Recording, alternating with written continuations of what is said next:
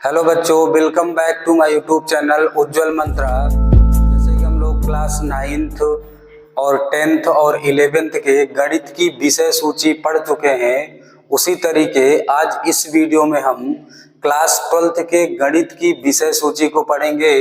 जैसा कि आप लोग बोर्ड में देख रहे होंगे, लिखा भी हुआ है कक्षा 12th गणित और सामने क्या लिखा हुआ है, विषय सूची। जैसा कि पिछले कई वीडियो में जैसे क्लास 9th की विषय सूची हमने पढ़ा, क्लास 10th की विषय सूची पढ़ा, क्लास 11th की विषय सूची पढ़ा, उसी तरीके से आज क्लास 12th की विषय सूची को हम पढ़ेंगे। उन सभी 3 क्लासों का हमने गणित का विषय सूची इकाई मतलब यूनिट वाइज, किस इकाई में कितने चैप्टर पढ़ने हैं, किस इकाई में कितने अंकों का पेपर में पूछा जाएगा, इन सभी का अध्ययन किया गया था। उसी तरीके आज इस वीडियो में हम class 12th UP board math की विषय सूची, गणित की विषय सूची का अध्ययन करेंगे। और हम किस प्रकार से अध्ययन करेंगे कि कितने यूनिट है मैथ में, उस यूनिट में कितने चैप्टर आएंगे और जिस यूनिट में कितने चैप्टर हैं उस यूनिट वाइज कितने नंबर हमारे बोर्ड पेपर में पूछा जाएगा। क्योंकि क्लास 12th की मैथ बहुत ही इम्पोर्टेंट होती है, तो उसको हम अध्ययन करेंगे कि अगर हमको क्लास 12th की मैथ का अध्ययन करना है तो हमको किस प्रकार से करना है, चैप्टर वाइज यूनिट वाइज किस प्रकार से उसका अध्ययन करना है, किस यूनिट में कितने अंकों का पूछा जाएगा, कौन सी यूनिट सबसे ज्यादा महत्वपूर्ण है, कौन से यूनिट में ज्यादा टाइम लगाना पड़ेगा, ज्यादा प्रैक्टिस करना पड़ेगा। तो इन सब के बारे में हम आज देखेंगे। तो शुरुआत करते हैं कि जो क्लास 12th का मैथ है उसमें अगर हम कहें तो क्लास 12th की मैथ में हमको टोटल कितने यूनिट पढ़ना है, टोटल 6 यूनिटों का अध्ययन करना है। और उस 6 यूनिटों में से यूनिट में किसी यूनिट में हमको 2 चैप्टरों का अध्ययन करना है, किसी यूनिट में 4-5 चैप्टरों का अध्ययन करना है। तो इस तरीके से वहां पर विषय सार, विषय सूची हमको दे रखा है क्लास 12th का। तो हम जब यूनिट वाइज और चैप्टर वाइज टारगेट लेके चलेंगे तो हमको बोर्ड पेपर में जो भी मैथ का पेपर आएगा उसको हल करने में और वहां से नंबर प्राप्त करने में बहुत ही आसानी होगी। तो आइए स्टार्ट करते हैं यूनिट वाइज। तो अगर मैं क्लास 12th के मैथ की बात करूं तो क्लास 12th के मैथ की अगर हम बात करें तो जो इकाई फर्स्ट है, जो हमारी इकाई फर्स्ट है, तो इकाई फर्स्ट की बात करूं तो इकाई फर्स्ट का नाम है संबंध, संबंध एवं क्या है बच्चों नाम इसका, फलन है। तो जो हमारा इकाई है फर्स्ट है उस इकाई का नाम क्या है, संबंध एवं फलन है। तो अगर संबंध एवं फलन है तो इस संबंध और फलन में से कितने नंबर का पूछा जाएगा, तो बच्चों टोटल कितने अंकों का पूछा जाएगा, ये 10 अंकों का पूछा जाएगा।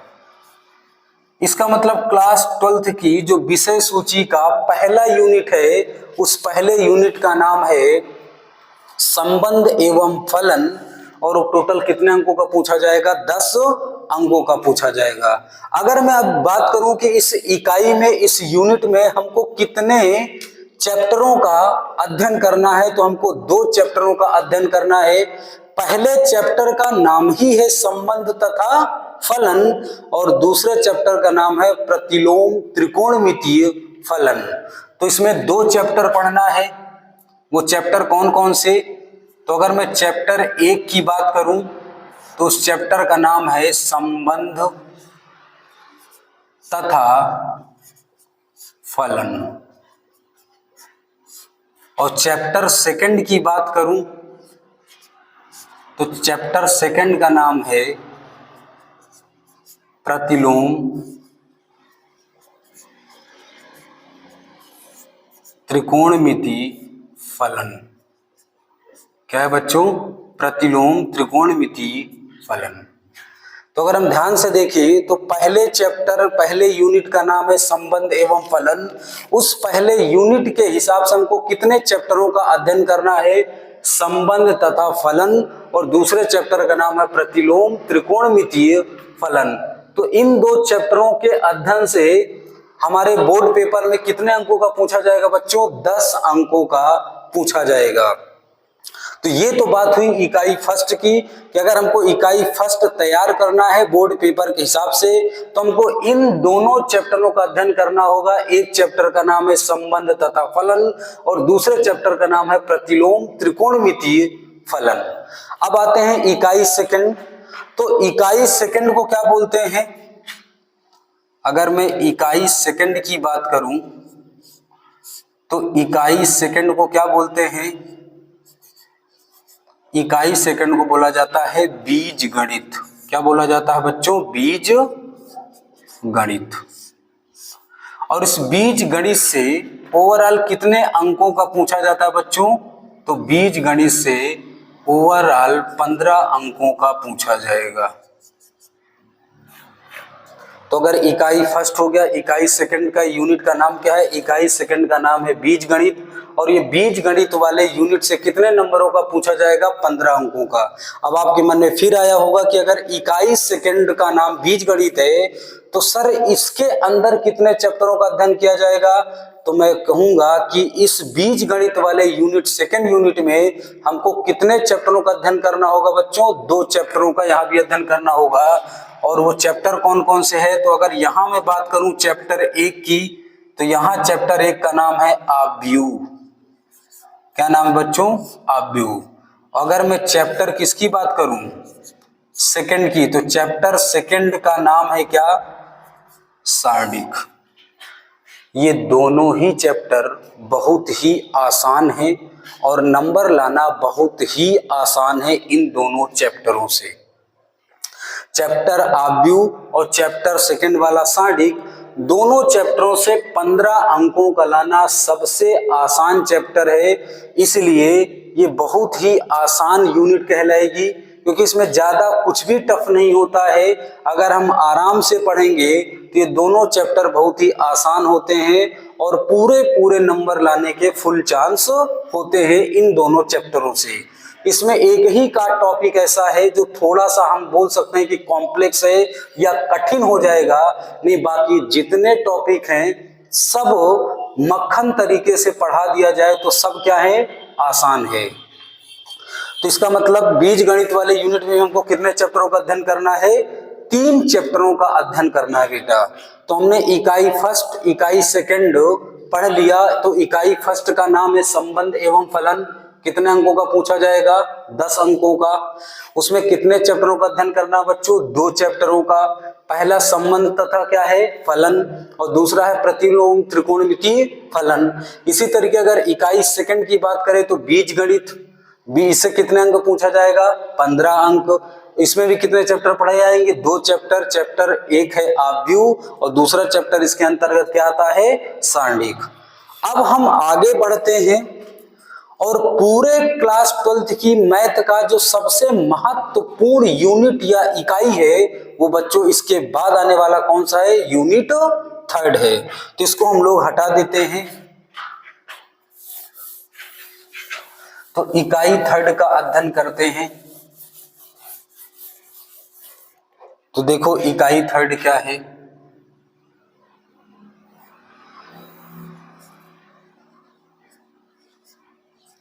अगर मैं इकाई 3 की बात करूं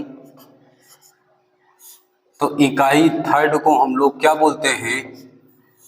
कलन बोलते हैं। क्या बोलते हैं बच्चों? कलन। और ध्यान से देखो इस कलन वाले से हमसे कितने अंकों का पूछा जाएगा बच्चों? 44 अंक का। अपने आप में अगर हम देखें तो 44 अंक अपने आप में बहुत ही बड़ा नंबर है क्योंकि 100 में से 44 अंक लगभग छोटा, थोड़ा बहुत कम नहीं, सीधा इस यूनिट से पूरे 100 में से लगभग 46% मार्क्स पूछे, 44% मार्क्स पूछे जाएंगे। इसका मतलब नियर अबाउट देखूं, आसपास कहूं, इसका मतलब तीसरे यूनिट से लगभग आधी मैथ या आधा, पूरे 100 में से लगभग आधा नंबर किस यूनिट से पूछा जाता है? तीसरे यूनिट से। तो अगर मैं तीसरे यूनिट की बात करूं कि अगर बेटा तीसरे यूनिट का नाम है कलन और उसमें से कितने अंकों का पूछा जाएगा, 44 नंबर का, तो वो 44 नंबर का जो पूछा जाएगा उसमें हमको कितने चैप्टरों का अध्ययन करना हो, क्योंकि अभी आपके दिमाग में आया होगा कि शुरुआत में अगर पहली यूनिट थी तो उसमें सर हमको 2 चैप्टरों का अध्ययन करना था, जो सेकेंड यूनिट थी उसका नाम बीजगणित था, वहां से 15 अंकों का पूछ रहा था, तो वहां कितने चैप्टरों का अध्ययन करना था, वहां भी हमको 2 चैप्टरों का अध्ययन करना था। इसी तरीके से जब वहां 10 नंबर का और 15 नंबर की यूनिट थी वहां 2-2 चैप्टर होगा, तो ये आप देख रहे होंगे कितने अंकों का है, 44 अंकों का है।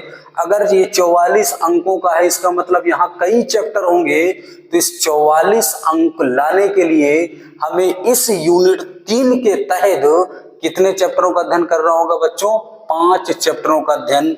तो मैं लिखता हूं वो 5 चैप्टर कौन कौन से हैं, तो जैसे लिखूं चैप्टर 1, तो चैप्टर 1 का नाम होता है, चैप्टर 1 का नाम है सतत तथा अवकलनीय। सतत तथा अवकलनीय।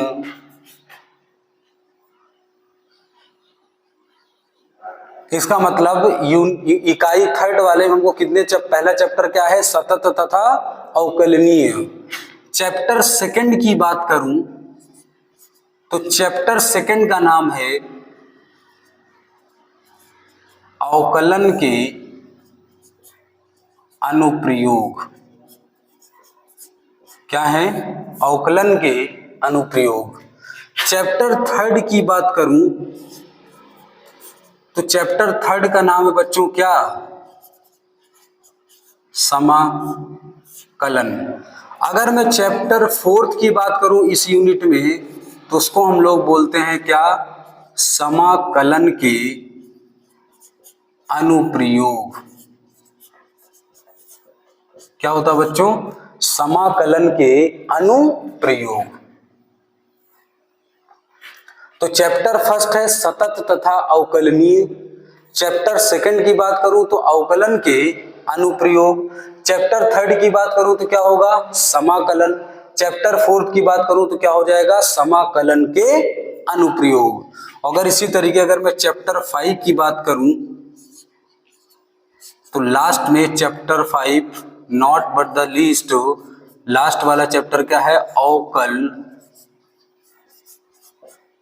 समीकरण। और अगर मैं आपसे कहूं कि ये पांचों चैप्टर क्या हैं, बहुत ही इंपॉर्टेंट चैप्टर है हमारे क्लास 12th के मैथ का। क्योंकि ध्यान से देखो, अगर इन पांचों चैप्टरों का अगर मैं अध्ययन करूं तो कितने अंक मैं ला सकता हूं, 44 अंक ला सकता हूं। इसका मतलब इन पांचों चैप्टर से बोर्ड पेपर में कितने अंकों का पूछा जाता है, 44 अंकों का पूछा जाता है। तो अगर ध्यान से आप देखें तो ये पांचों चैप्टरों का अध्ययन करेंगे और बढ़िया बेहतरीन तरीके से अध्ययन करेंगे। अध्ययन करने का मतलब सिर्फ ये नहीं होता है कि टीचर ने पढ़ाया, आपने पढ़ लिया, उसके बाद खत्म, हमने चैप्टर खत्म कर दिया। अगर हमको बोर्ड पेपर में अच्छा नंबर पाना है, अच्छा नंबर लाना है, तो पढ़ने के साथ साथ प्रैक्टिस बहुत ही जरूरी है। मतलब जो टॉपिक या जो चैप्टर आप पढ़ें उसका फिर से जाके कम से कम 1 या 2 बार उसका क्या करेंगे, आप रिवीजन करेंगे। तो इकाई थर्ड में कलन हुआ, कितने अंकों का पूछा जाएगा, 44 अंकों का। इसके अंतर्गत हम कितने चैप्टर पढ़ेंगे, 5 चैप्टर पढ़ेंगे। और ये पूरे क्लास 12th का इकाई थर्ड सबसे क्या है, बहुत ही इंपॉर्टेंट यूनिट है, बहुत ही महत्वपूर्ण यूनिट है। क्योंकि 100 में से कितने अंकों का पूछा जाएगा, 44 अंकों का टोटल पूछा जाएगा। अब आगे बढ़ते हैं और इकाई किस पर चलते हैं बच्चों, इकाई 4 पर। तो अगर मैं इकाई 4 की बात करूं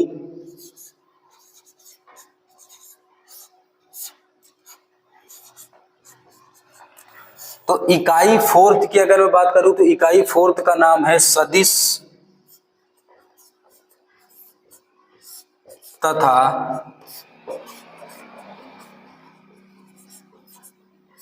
त्रिविमीय ज्यामिति। और इस यूनिट से अगर मैं कहूँ कितने अंकों का पूछा जाएगा बच्चों, तो टोटल कितने अंकों का पूछा जाएगा, 18 अंकों का पूछा जाएगा। तो इकाई फोर्थ वाले से, इकाई फोर्थ का नाम क्या है, सदिश तथा त्रिविमीय ज्यामिति, और कितने अंकों का पूछा जाएगा, 18 अंकों का पूछा जाएगा। अब अगर आपके मन में क्वेश्चन उठ रहा होगा कि सर अगर इकाई फोर्थ है 18 अंकों का पूछा जाएगा तो इनके अंतर्गत हमें किन चैप्टरों का अध्ययन करना होगा, तो इकाई फोर्थ के अंतर्गत भी हमको कितने यूनिटों का अध्ययन करना है, 2 यूनिटों का, इसका मतलब 2 चैप्टरों का। तो अगर मैं चैप्टर 1 की बात करूं तो इस चैप्टर का नाम ही क्या है बच्चों, सदिश है। क्या है, सदिश। और चैप्टर 2 की बात करूं तो चैप्टर 2 की बात करूं तो उसका नाम क्या है, त्रिविमीय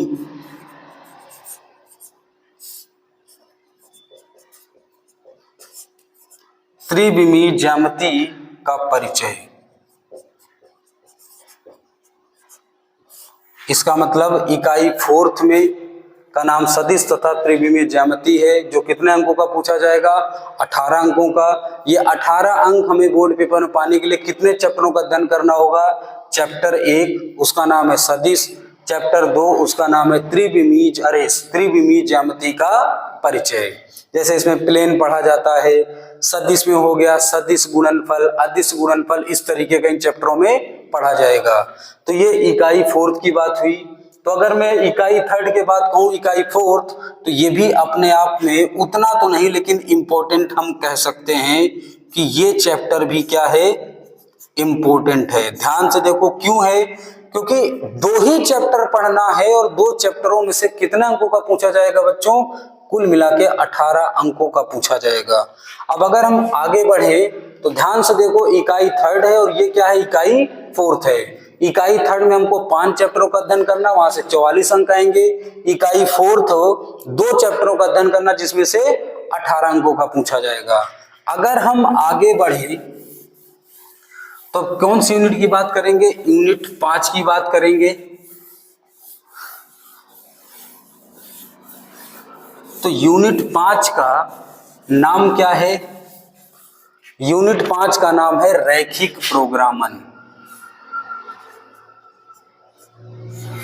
यूनिट 5 उसका नाम क्या है, रैखिक प्रोग्रामन। और अगर मैं कहूं इस चैप्टर में कितने चैप्टर पढ़ना है, तो मुझे केवल 1 चैप्टर पढ़ना है और उसका नाम भी क्या है, रैखिक प्रोग्रामन ही है। इसका मतलब क्या हुआ, इसका मतलब समझ गए होंगे, जो यूनिट का नाम है वही क्या है, यहाँ चैप्टर का भी नाम है। इससे कितने अंक का पूछा जाएगा, तो रैखिक प्रोग्रामन से कुल 5 अंकों का पूछा जाएगा। कितने अंकों का, 5 अंकों का। अगर आप 11th में रैखिक असमीकाएं पढ़े होंगे तो रैखिक असमीकाएं वहां थोड़ा सा बेसिक है। उन सभी जो रैखिक असमीकाएं 11th में हमने पढ़ा है उन सब का यूज कहाँ है, रैखिक प्रोग्रामन में है। इसका मतलब चैप्टर 1 में इकाई 5th वाले रैखिक प्रोग्रामर में 11th के रैखिक असमीकाएं पूरी तरीके से क्या करती हैं, मदद करती हैं। अगर इकाई 6 की बात करें, इकाई 6 की बात करें तो इकाई 6 का नाम है क्या, प्रायिकता। क्या है बच्चों, प्रायिकता। और इकाई 6 में जो नाम प्रायिकता है वहां चैप्टर का नाम भी क्या है, प्रायिकता ही है। और कितने अंकों का पूछा जाएगा बच्चों, कुल मिला के 8 अंकों का पूछा जाएगा। तो इस तरीके से हमारे कक्षा 12th के मैथ की विषय सूची हुई। हमने यूनिट वाइज पढ़ा, किस यूनिट में कितने चैप्टरों का अध्ययन करना है, वो पूरी यूनिट कितने नंबरों का पूछी जाएगी। तो अगर हमको बोर्ड पेपर की अच्छी तरीके से तैयारी करनी है तो हमको हमेशा टारगेट बना के चलना होगा कि कौन सी यूनिट को हर यूनिट वाइज आप पढ़ते जाइए, फिर उस किस यूनिट का किस प्रकार से रिवीजन करना है, उन सभी क्वेश्चनों को कितनी बार लगाना है, ये हम पर डिपेंड करेगा। हम खुद प्रैक्टिस करेंगे तभी तो अच्छा नंबर ला पाएंगे। तो हमको टारगेट बना के चलना है कि कौन सी यूनिट में किस यूनिट को कितने दिन प्रैक्टिस करना है, किस यूनिट के किस चैप्टर को कितनी बार प्रैक्टिस करना है, क्योंकि मैथ में जितना प्रैक्टिस होगा मैथ उतना ही हमारी स्ट्रांग होगी। तो एक बार आप चैप्टर पढ़िए, फिर जब चैप्टर पढ़ जाए तो उस चैप्टर का साथ साथ उसी चैप्टर के सभी क्वेश्चनों को एक बार क्या करिए, अपने से रिवीजन करिए। कम से कम अगर आपको अच्छा नंबर बोर्ड पेपर में लाना है तो सभी चैप्टर जो भी आप पढ़ चुके हैं वो सभी बोर्ड पेपर आने से पहले कम से कम एक एक चैप्टरों का 3-3 बार आप रिवीजन करेंगे, तभी नंबर लाना क्या होगा, आसान होगा। तो हमने क्लास 12th की सभी इकाई यूनिट वाइज पढ़ लिया कि कितने इकाई में कितने अंक आएंगे और कितने चैप्टर होंगे।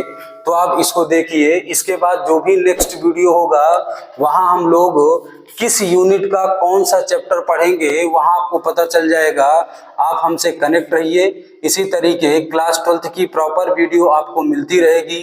अगर वीडियो आपको पसंद आए तो आप चैनल को सब्सक्राइब करिए, लाइक करना ना भूलें, शेयर करना ना भूले, और आप इस वीडियो को अपने अगर व्हाट्सएप ग्रुप हो, फेसबुक हो तो वहां पर जरूर शेयर कीजिए। धन्यवाद।